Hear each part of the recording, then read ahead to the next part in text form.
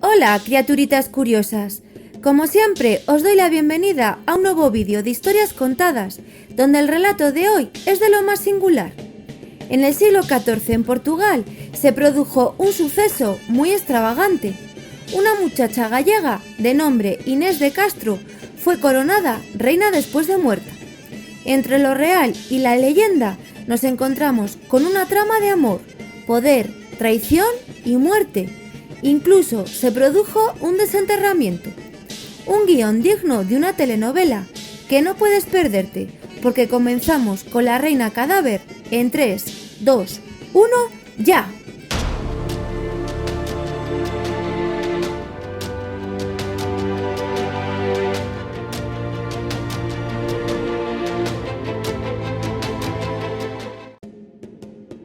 Corría el año 1320 cuando en la comarca gallega de Alimia nació Inés de Castro, hija natural de Pedro Fernández de Castro y de Aldonza Suárez de Valladares. Un nacimiento sin más importancia, porque su futuro no presagiaba nada excepcional. Sin embargo, tras la muerte prematura de su madre, su destino cambió. Inés, que tenía algún tipo de parentesco lejano con la familia real castellana, al quedarse sin madre, acabó viajando a tierras vallisoletanas, a un pueblo llamado Peñafiel, y allí creció en compañía de Constanza Manuel, la hija del infante castellano don Juan Manuel de Villena. En tierras castellanas, la pequeña Inés vio como a Constanza, a quien habían casado con 9 años con el rey Alfonso XI de Castilla, la repudiaba su marido después de 2 años de matrimonio no consumado.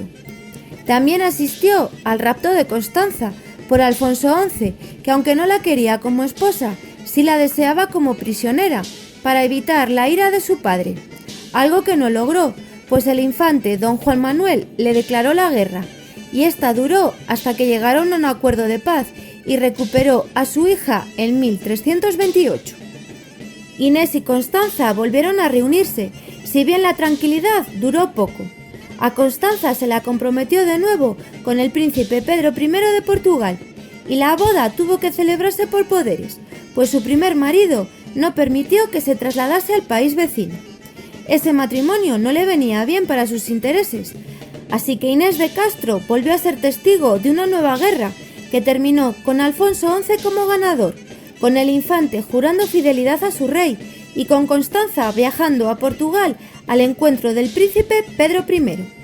Desde luego toda una aventura, y como Inés formaba parte del séquito de Constanza, acabó en Portugal junto a su señora. Lo normal es que desde ese momento hubiese llegado la tranquilidad, pero de ser así no tendríamos una reina cadáver. Aún me quedan unas cuantas cosas por contarte, de lo más interesantes.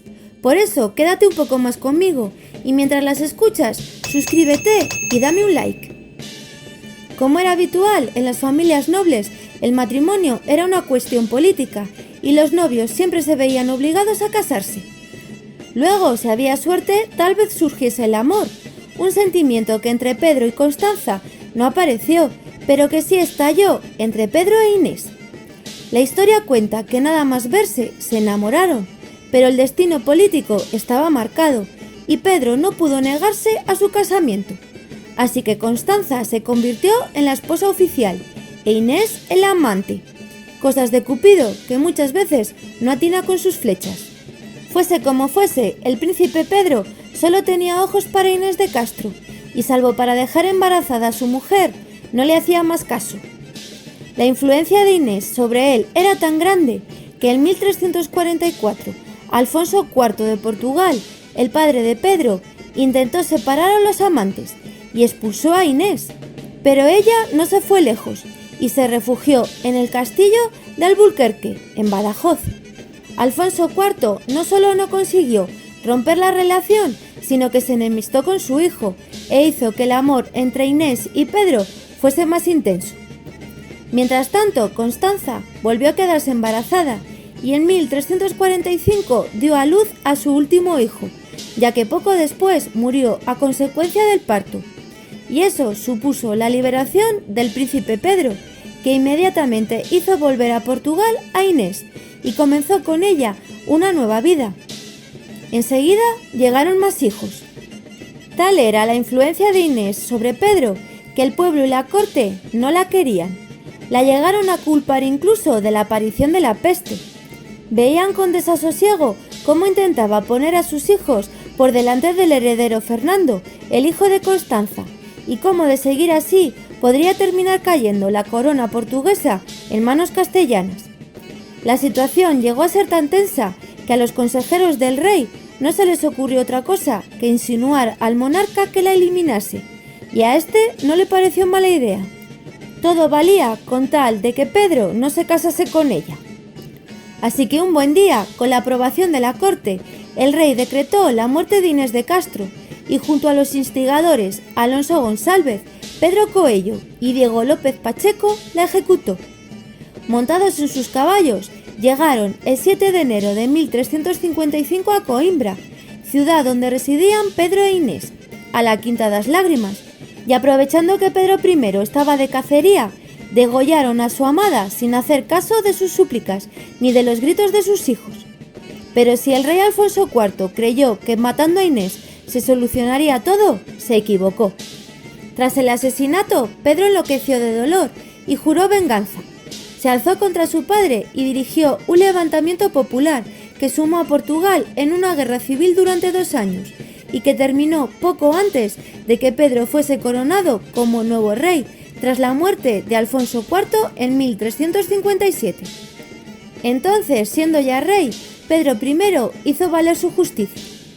Durante la guerra civil, los asesinos de Inés estuvieron siempre protegidos por Alfonso IV, pero al acceder Pedro I al trono, huyeron hacia Castilla, temerosos de lo que les pudiera ocurrir. Sin embargo, no les sirvió de nada, o al menos a 2 de ellos. El nuevo rey de Portugal, junto al de Castilla, llegaron a un acuerdo para entregar a los nobles huidos, y González y Coello volvieron a casa. Pacheco corrió mejor suerte y consiguió huir a Aviñón, en Francia, desde donde se enteró del fatal destino de sus amigos. A Pedro Coello le fue arrancado el corazón por el pecho, a Alonso González se lo arrancaron por la espalda.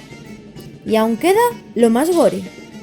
Pedro I quiso que a Inés de Castro se la reconociese como reina tras su muerte, ya que en vida no pudo ser, y en el año 1360 declaró ante las Cortes que en 1354 se había casado en secreto con ella, que les había casado el obispo de la Guarda y que por lo tanto sus hijos eran legítimos e Inés reina póstuma. Entonces ordenó construir un majestuoso sepulcro para su amada en el monasterio de Alcobaça y cuando estuvo terminado mandó desenterrarla para trasladar sus restos desde Coimbra a la nueva sepultura. El 2 de abril de 1361 se hizo el traslado del cuerpo con un funeral suntuoso. Dicen que en el cortejo fúnebre iban más de 1000 personas con velas encendidas y que a Inés la engalanaron con vestiduras reales para que antes de ser enterrada de nuevo se la rindiesen honores. Su esposo la sentó en el trono, la coronó e hizo que tanto el pueblo portugués como la corte besasen la mano de la reina Inés, una mano que no debía estar en muy buenas condiciones, teniendo en cuenta que llevaba muerta 6 años. Del olor mejor ni hablamos. De haber existido psicólogos en aquella época se hubiesen forrado. Una vez rendidos los honores debidos y tras la ceremonia de la coronación, el cuerpo de Inés fue colocado en su sepulcro y ya no se la molestó más. Pedro I no volvió a casarse, aunque sí llegó a tener una nueva amante y más hijos. Al parecer siempre recordó con cariño a Inés y mandó construir su tumba justo enfrente a la de ella, pies con pies, con la idea de que al llegar la resurrección, lo primero que viesen ambos al levantarse fuese el rostro de su ser amado. ¿Cómo lo ves? Desde luego es un guión perfecto para una serie de Netflix. Amor, intrigas, venganzas y lo de la reina cadáver, lo más de lo más. Ahora cuéntame si esta historia te ha parecido interesante, con un comentario. Mientras lo haces, yo ya estaré pensando en otro relato para compartir contigo, porque el próximo día llegará otro vídeo con más y mejor. ¡Hasta pronto!